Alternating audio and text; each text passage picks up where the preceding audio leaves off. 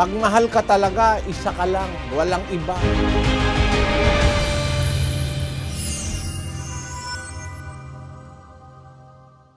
Kung tunay na pagmamahal yan, paghahandaan mo yan. At yun talagang nagmamahal, mga kapatid. Hindi pwedeng tatlo sabay-sabay. Hindi. Pagmahal ka talaga, isa ka lang, walang iba. Makakita man ang mas maganda sa'yo, ikaw pa rin ang mahal. Ayaw niya. Yun ang talagang pagmamahal eh. Meron mang iba pa na aale-alembong, hindi niya papansinin yun. Ganun ang talagang pagmamahal. Maniwala kayo sa sinasabi ko dahil yun ang totoo. Na pag ang isang tao mahal mo, ayaw mo sa iba, siya lang ang mahal mo. Hindi ka maligaya sa iba. For nobody else could hug me, squeeze me, please me, tease me like you do. Like you do. I'll never find another you. Meron ganong kante. Totoo yun eh. Kasi yung mga kanta na yan eh, ginawa yan out of feeling na nararamdaman ng isang nagmamahal eh. Na yun naman natural sa lalaki at sa babae na nagkakagusto yung lalaki sa babae, yung babae nagkakagusto sa lalaki. Yung kanta na yun, natatandaan ko, bata pa ako yun eh. Yung I'll never find another you. Sabihin pag nagmamahal ka, yun lang naman ang gusto mo kahit mayroon pang magandang iba, yun ang gusto mo. Hindi sabay-sabay na gusto mo.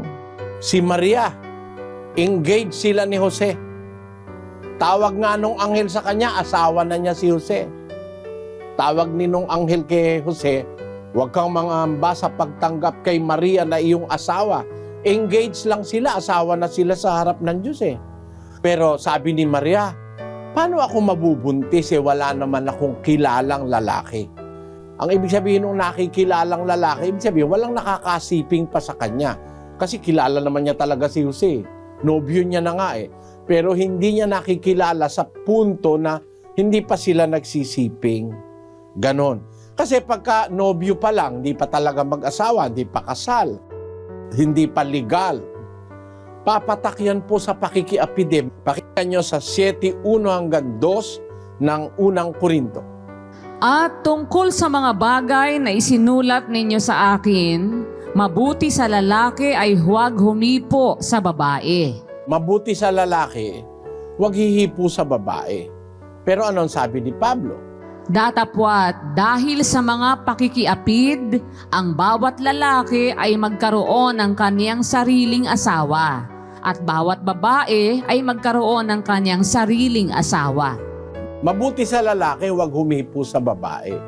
Pero dahil sa mga pakikiapid, dapat ang lalaki may sariling asawa, ang babae rin ganun. May sariling asawa. Ano ibig sabihin?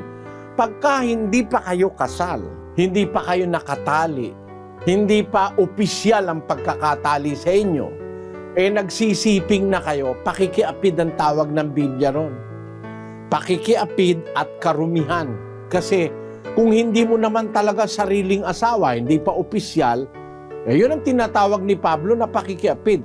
Mabuti para wag kang makiapid, wag kang humipo sa babae.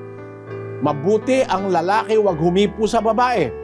Datapot dahil sa pakikiapid, pagka humihipo ka, hindi mo naman pala sariling asawa, pakikiapid yun. Sabi sa Biblia, datapot dahil sa pakikiapid, ang bawat lalaki magkaroon ng kanyang sariling asawa. Ang bawat babae magkaroon ng kanyang sariling asawa, sabi ng Biblia.